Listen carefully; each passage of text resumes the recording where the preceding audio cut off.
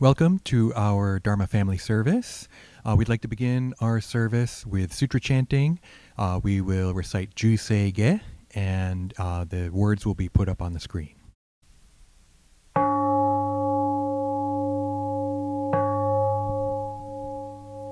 Gagon chosegan hishimu jodo Shigan fu manzok Seifu joshogak Gao munyoko Fui dai seshu Fusai shobingu Seifu joshogak Gashi jobutsudo Myosho chojippo Kukyo mishomon Seifu joshogak Ryokujin shonen Joe shubongyo Shigumu jodo Isho teninshi Jinniki endaiko Fushomu saido Shoujo sankumyo Kosai shuyakunam Kai chi egem Meshi konmo an Hei soku sho akudo Tsudatsu zen shumon Koso jo manzok Iyo no jippo Nichigatsu shujuki Tenko onpugen Ishu kai hozo Koseku dokuho Jo dai shuchu Seppo shishiku Kuyo isai butsu Gusoku shutoku hon Ganne shitsujoman Toku isangai o Nyobutsu mugechi Tsudatsu mi fusho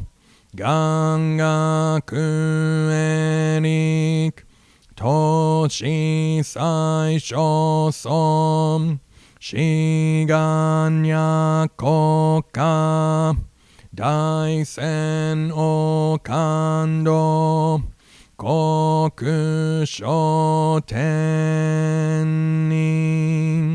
To chin myoke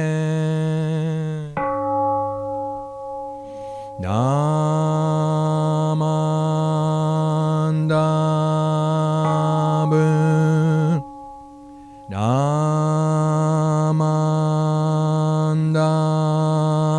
Namandabu Namandabu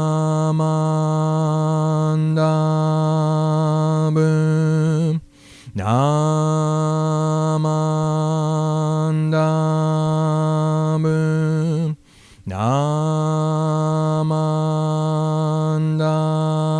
Namandabu Namandabu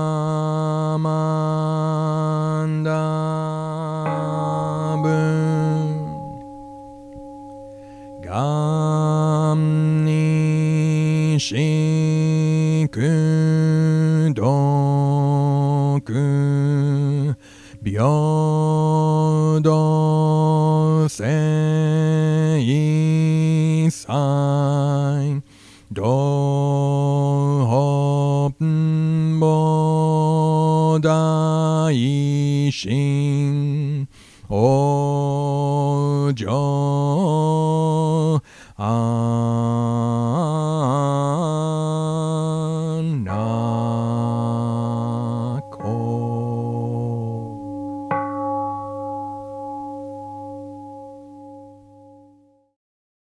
Now let's recite the three treasures, and again we'll put the words on the screen. The three treasures. Hard is it to be born into human life, now we are living it. Difficult is it to hear the Buddha Dharma, now we hear it. If we do not deliver ourselves in the present life, no hope is there that we shall be freed from suffering and sorrow in the ocean of birth and death. Let us reverently take refuge in the three treasures of the truth. I take refuge in Buddha. May we all together absorb into ourselves the principle of your way to enlightenment and awaken in ourselves your supreme will. I take refuge in Dharma. May we all together be submerged in the depth of the doctrine and gain wisdom as deep as the ocean. I take refuge in Sangha. May we all together become units in true accord in your life of harmony in a spirit of universal oneness, freed from the bondage of selfishness. Even through myriad ages of kalpas, hard is it to hear such an excellent, profound, and wonderful doctrine. Now we are able to hear and receive it. Let us thoroughly understand the true meaning of the Tathagata's teaching. Namo Amida Butsu. Namo Amida Butsu. Namo Amida Butsu. Namanda. Okay, thank you everyone. I'd like to deliver a brief Dharma message. It has been a long week. I think it's been very stressful for pretty much everybody. For me, I had some added stress because not only was it the election day and turned into election week, and then went to the dentist on election day. I don't know why I decided that was going to be okay. It worked out okay, but I just want to say wisdom and compassion. Wisdom, right? This is wisdom of the Buddha. It's not just wisdom that you get because you've lived a certain amount of time or learned a certain amount of stuff. This is Buddha wisdom, right? The wisdom that sees things as they are. It's critical of what we normally think is the way things are. And what we normally take for granted, that certain people are this way, or that you have to do it this way, or whatever, right? That Buddha's wisdom is really cuts to the core of everything. And I think that critical eye is good. That's something I really like about Buddhism, and maybe that's part of Buddhist wisdom. I mean, one thing that Buddhist wisdom does, right? One aspect of Buddhism, it says, all things are impermanent. Mahayana Buddhism goes even further and says all things are empty. That's shunyata, or ku, right? Empty of inherent existence. And it's so critical that it recognizes that you even have to realize that emptiness itself is empty.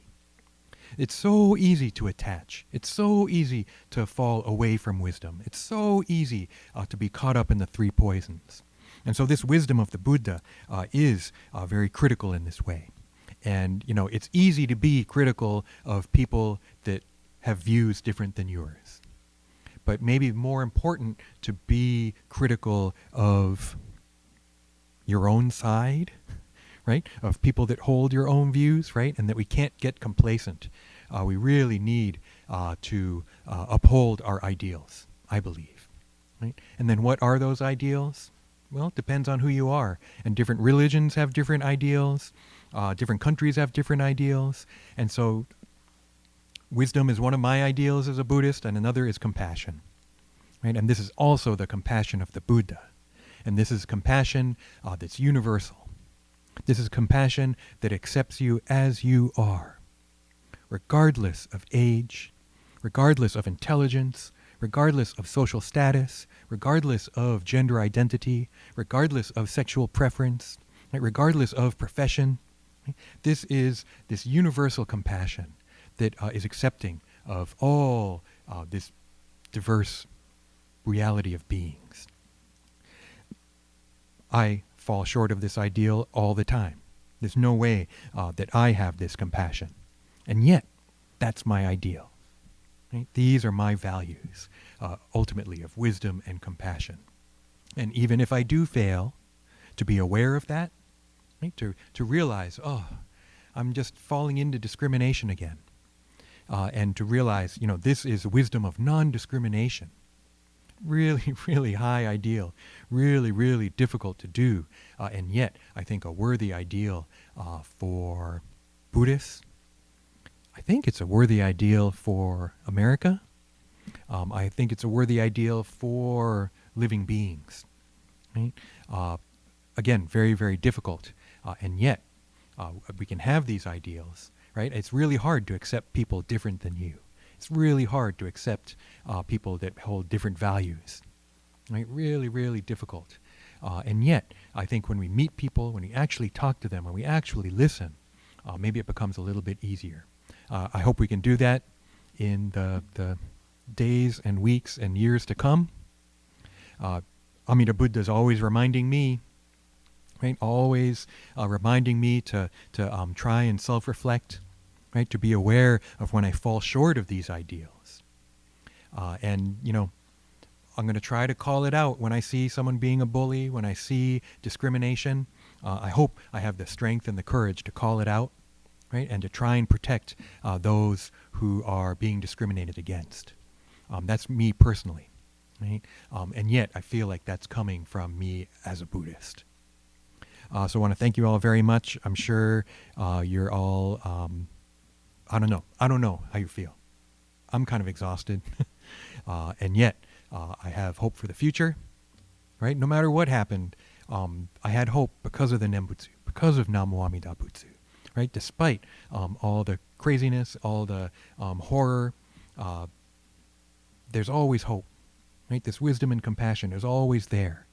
But we have to be willing to see things as they are, as best we can. We also have to take care of ourselves and those we love. But I hope ultimately we can extend it beyond that and realize that we're all in this together. So I want to thank you all very much. Please take care and hope to see you again soon. Next week is our Eitai Kyo service. This is a special service where we honor people in our temple community from the past who we memorialize with this Eitai Kyo scrolls that we'll have up. And we will have the service starting at 10 o'clock. We'll have it running kind of live next Sunday. So I hope you can join us for that. Also remember, you can go to BuddhistChurchOfOakland.org if you want more information. Also, if you want to donate, if you want to know about other programs and events that we're having. So thank you so much. Take care, everyone. Let's conclude with Gassho and reciting the Buddha's name, the Nembutsu. Namo Amida Butsu. Namo Amida Butsu. Namo Amida Butsu. Naman.